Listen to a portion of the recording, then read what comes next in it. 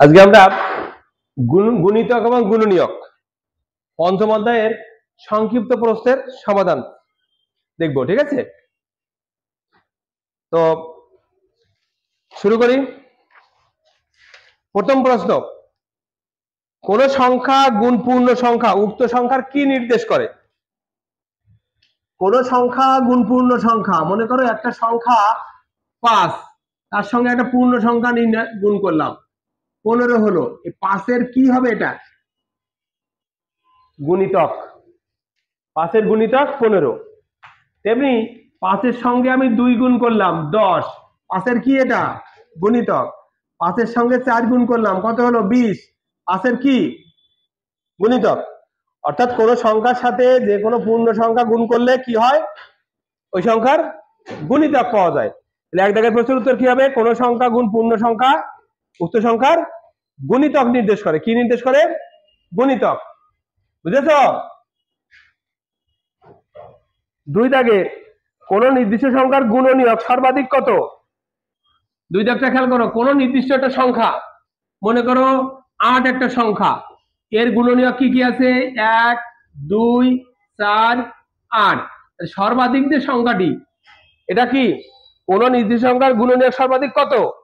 ওই সংখ্যাটি দেখো, সব ক্ষেত্রে ওই সংখ্যাটি ওর গুণনীয়ক। তাহলে সর্বাধিক সংখ্যাটি কোনটা হবে? উক্ত সংখ্যাটি। উত্তর কি হবে? উক্ত সংখ্যাটি। মৌলিক সংখ্যার কয়টি গুণনীয়ক থাকে? 2টি। মৌলিক সংখ্যার কয়টি গুণনীয়ক থাকে? 2টি। তাহলে মৌলিক সংখ্যা কাকে বলে? যে সংখ্যার কেবলমাত্র 2টি গুণনীয়ক আছে তাকে মৌলিক সংখ্যা বলে। 1 কেন মৌলিক সংখ্যা নয়? কারণ 1-এর একটি মাত্র গুণনীয়ক আছে, কিন্তু মৌলিক সংখ্যা গুণনীয়ক কয়টি? 2টি। তাহলে 1 এই জন্য মৌলিক সংখ্যা নয়, যেহেতু 1-এর একটি মাত্র গুণনীয়ক আছে।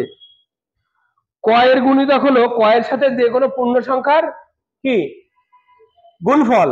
অর্থাৎ কয়ের গুণিতক হচ্ছে কয়ের সাথে যে কোনো পূর্ণ সংখ্যা গুণফল। যে কোনো সংখ্যার গুণিতক হচ্ছে তার সঙ্গে একটা পূর্ণ সংখ্যা গুণ করলে পাওয়া যাবে। কোন সংখ্যার গুণিতক কয়টি? অসংখ্য। একটি সংখ্যার গুণিতক অসংখ্য পর্যন্ত হতে পারে, তাই না? ইকুইলিব্রিয়াম প্রক্রিয়ায় লসাগু নির্ণয়ের ক্ষেত্রে সর্বনিম্ন কয়টি সংখ্যার বিভাজ্য সংখ্যা দ্বারা ভাগ করতে হয়? ইউক্লিডের পদ্ধতি আমরা জানি, মনে করো 12, 18 আর 30। তাহলে আমি যখন ভাগ করব তখন সবগুলোতে যাই এমন সংখ্যা দিয়েও ভাগ করতে পারি, অথবা কমপক্ষে 2টি সংখ্যাতে যায় এমন সংখ্যা দিয়ে ভাগ করতে পারি। বুঝছো কিনা? মনে করো এখানে 2 দিয়ে ভাগ করলাম, সবাইতে যায় 6, 9, 15। এবার কত দিয়ে দিতে পারি? 3 দিয়ে দিতে পারি। 3 দুখানি 6, 3 3 9, 3 5 15। ঠিক আছে? তাহলে আমি সবগুলোতে অথবা কেবলমাত্র 2টি সংখ্যাতে যায় এমন সংখ্যা দিয়ে ভাগ করলেই কি পাবো? লসাগু পাবো। এরপরে ইকুইলিব্রিয়াম প্রক্রিয়ায় লসাগু নির্ণয়ের ক্ষেত্রে কোন ধরনের সংখ্যা দ্বারা ভাগ করতে হয়? এই সংখ্যাগুলো কোন ধরনের হয় বলো তো? মৌলিক সংখ্যা। সবসময় মৌলিক সংখ্যা দিয়ে ভাগ করতে হয়।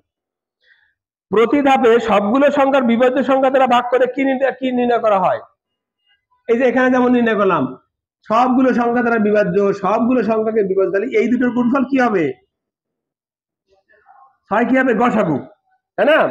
তার মানে প্রতি ধাপে সবগুলো সংখ্যার বিভাজ্য মৌলিক সংখ্যা দ্বারা ভাগ করে কি নির্ণয় করা হয়? গসাগু নির্ণয় করা হয়। বুঝছো? যদি সংখ্যাগুলোর কোনো সাধারণ গুণনীয়ক না থাকে তাহলে তাদের লসাগু কিভাবে পাওয়া যায়? মনে করো দুটো সংখ্যা, একটা 3, একটা 7, এদের কোনো সাধারণ মৌলিক গুণনীয়ক নাই, তাহলে এদের লসাগু কত হবে? 3 × 7 = 21। অর্থাৎ সংখ্যা দুটি গুণ করেই লসাগু পাওয়া যাবে। কি করে? গুণ করে। সাধারণ গুণনীয়ক এবং গসাগু এর মধ্যে সম্পর্ক কি? এটা ভালো করে বুঝি। সাধারণ গুণনীয়ক এবং গসাগু এদের মধ্যে সম্পর্ক কি? আমরা যে কোনো সমস্যার সমাধানের ক্ষেত্রে ছোট্ট একটা উদাহরণ যদি দেখি বা চেষ্টা করি, উদাহরণ দিয়ে বা ছোট্ট সমস্যা দিয়ে চেষ্টা করি, ইজিলি আমরা করতে পারবো। সাধারণ গুণনীয়ক এবং গসাগু, তাহলে আমি দুটো সংখ্যা চিন্তা করি, একটা 12, একটা 8। তাহলে 12 এর গুণনীয়ক কি?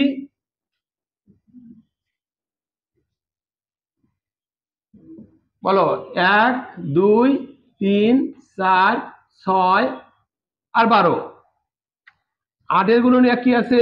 1, 2, 4, 8। সাধারণ গুণনীয়ক, সাধারণ গুণনীয়ক কি আছে?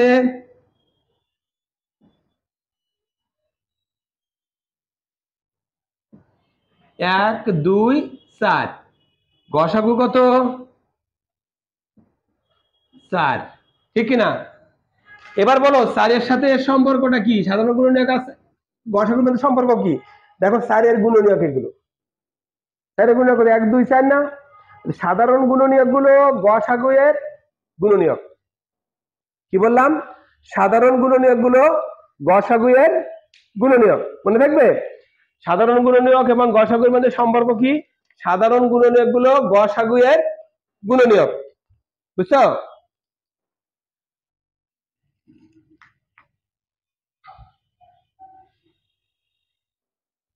একাধিক সংখ্যার কোন সাধারণ মৌলিক গুণনীয়ক না থাকতে গসাগু কত হবে একাধিক সংখ্যার কোন সাধারণ মৌলিক গুণনীয়ক নাই তাহলে গসাগু কত 1 গসাগু 1 হবে কোন সংখ্যার গুণিতক উক্ত সংখ্যা দ্বারা ভাগ করলে কত অবশিষ্ট থাকবে একটি সংখ্যার গুণিতক মনে করো 5 একটি সংখ্যা এর গুণিতক কত বলো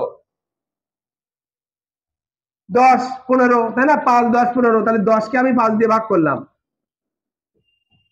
কি হবে সবসময় ভাগশেষ শূন্য হবে ঠিক আছে কোন সংখ্যার গুণিতককে উক্ত সংখ্যা দ্বারা ভাগ করলে কত অবশিষ্ট থাকবে শূন্য কোন সংখ্যার গুণনীয়ক দ্বারা উক্ত সংখ্যাকে ভাগ করলে ভাগফল কোন ধরনের হবে মনে করো একটা সংখ্যা 12 এর গুণনীয়ক কত মনে করো 6 12 গুণনীয়ক 6 তাহলে এই 6 দোকানে 12 এই যখন এই সংখ্যাটা পাবো এটা পাবো পূর্ণ সংখ্যা ভাগফল কি ধরনের সংখ্যা হবে অল টাইম পূর্ণ সংখ্যা হবে বুঝছো কোন সংখ্যার গুণনীয়ক দ্বারা উক্ত সংখ্যাকে ভাগ করলে ভাগফল কোন ধরনের হবে পূর্ণ সংখ্যা হবে কখনো এখানে দশমিক আসবে না যেহেতু নিঃশেষে বিভাজ্য দশমিক আসবে আসবে না পূর্ণ সংখ্যা হবে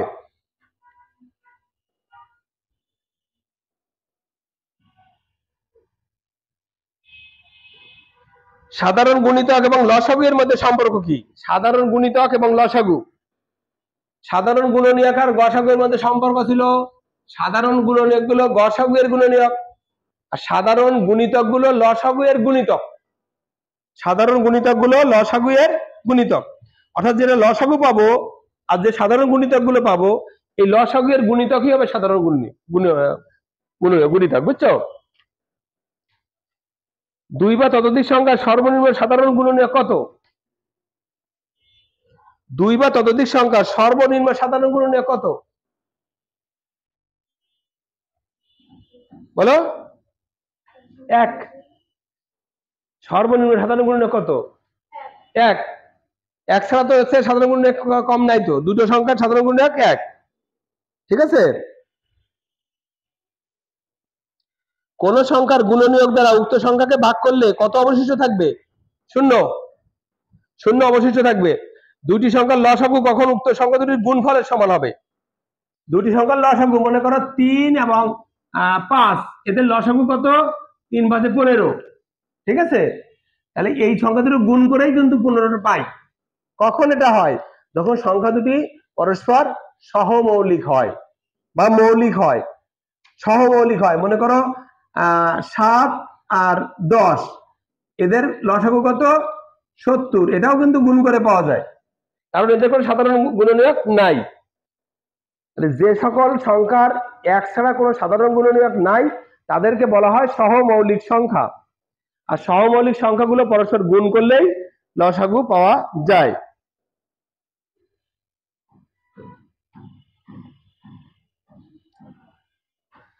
একটি ঘন্টা 12 মিনিট পর পর বাজে 1 ঘন্টায় কতবার বাজবে 12 মিনিট পর পর বাজে তাহলে 1 ঘন্টা মানে কত 60 মিনিট তাহলে এটাকে ভাগ করো 12 মিনিট পর 12 দুগুণে 24 3 12 36 4 12 48 5 12 60 তাহলে এই কয়বার বেজেছে দেখো 12 5 12 60 তাহলে কয়বার বেজেছে 1 2 3 4 5 6 বার বাজবে তাহলে আমি কি করব এই 60 কে ভাগ করব 5 দিয়ে আর 1 যোগ করব কারণ প্রথমে একবার বাজে যেহেতু ঘন্টাগুলো প্রথমে একবার বাজে অতএব 60 মিনিটে মোট বাজবে 60 ভাগ 5 যোগ 1 12 মিনিট পর পর বাজে 60 ভাগ 12 যোগ 1 তাহলে 5 আর 1 6 বার বাজবে 5 আর 1 6 বার বাজবে বুঝছো যেহেতু ঘন্টাগুলো প্রথমে একবার বাজে, অতএব 60 মিনিটে বাজবে 60/12 যোগ 1। বুঝেছো? তাহলে 60/12 মানে 5×12 = 5 আর যোগ 1 6 বার বাজবে। রাস্তার শুরুতে গাছ আছে, 25 মিটার পর পর গাছ আছে, 100 মিটারে কয়টি গাছ আছে? একই নিয়মে মনে করে এটা 100 মিটার, এটা হচ্ছে 100 মিটার, তাহলে 25 মিটার পর পর 25, 25, 50, 75, 100, তাহলে মোট কয়টি গাছ? 1টি, 2টি, 3টি, 4টি, 5টি। তার মানে সেই 100-কে ভাগ করো 25 দিয়ে যোগ 1, তার মানে 4 যোগ 1 মানে 5টি গাছ আছে। বুঝছো? কয়টি গাছ আছে? 5টি গাছ আছে। 2 বা ততোধিক সংখ্যার সকলের সাধারণ মৌলিক গুণনীয়কগুলো পরস্পর গুণ করলে কোনটি পাওয়া যায়? সবগুলো সংখ্যার সাধারণ গুণনীয়ক দিয়ে গুণ করবো, তাহলে কি পাবো? গসাগু পাবো। বুঝেছো কথাটা? মনে করো 2 বা ততোধিক সংখ্যা মানে 15, 30 আর 60, এর সাধারণ গুণনীয়ক দিয়ে ভাগ করবো। মনে করো 5 দিয়ে যাবে, 3 × 5 = 15, 5 × 30, 5 × 12 = 60, আবার 3 দিয়ে দাও, 3 × 1 = 3, 3 × 2 = 6, 3 × 4 = 12।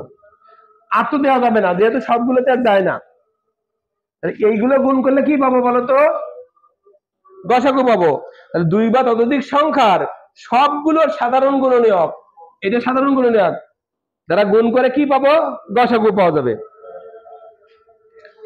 ইউক্লিডীয় প্রক্রিয়ায় 2 বা ততোধিক সংখ্যার মধ্যে হতে কমপক্ষে 2টি সংখ্যার সাধারণ মৌলিক গুণনীয়ক দ্বারা ভাগের মাধ্যমে কোনটি নির্ণয় করা হয়? কমপক্ষে 2টির মধ্যে যায় এমন দিয়ে ভাগ করে কি লসাগু নির্ণয় করা হয়। কি নির্ণয় করা হয়? লসাগু। আর সবগুলোতে ভাগ করে গসাগু। ইউক্লিডীয় প্রক্রিয়ায় লসাগু নির্ণয়ের ক্ষেত্রে অবিভাজ্য সংখ্যা কি করতে হবে?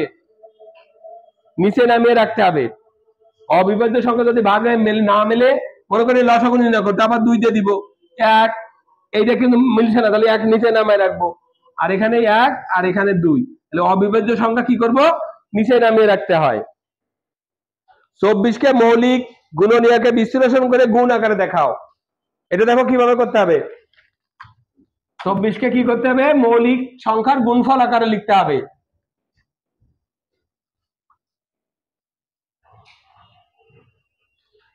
তাহলে 24 সমান কি লিখবো? প্রথমে 2 × 12, 2 × 2 × 6, 2 × 2 × 2 × 3, তার মানে এটাই হবে উত্তর, 2 × 2 × 2 × 3। শিক্ষার্থীর সংখ্যা 20 জনের বেশি, 50টি খাতা ও 100টি কলম কতজন শিক্ষার্থীর মধ্যে ভাগ করে দেওয়া যাবে? তাহলে 50 এবং 100 এর সাধারণ গুণনীয়কগুলোর মধ্যে 20-এর থেকে বড় সাধারণ গুণনীয়ক কি হবে? নির্ণয় শিক্ষার্থীর সংখ্যা। সেক্ষেত্রে 50 আর 100 এর সাধারণ গুণনীয়ক আছে 25 আর 50, এটা 20 থেকে বড় এই দুটো সংখ্যা পাবো। বুঝছো?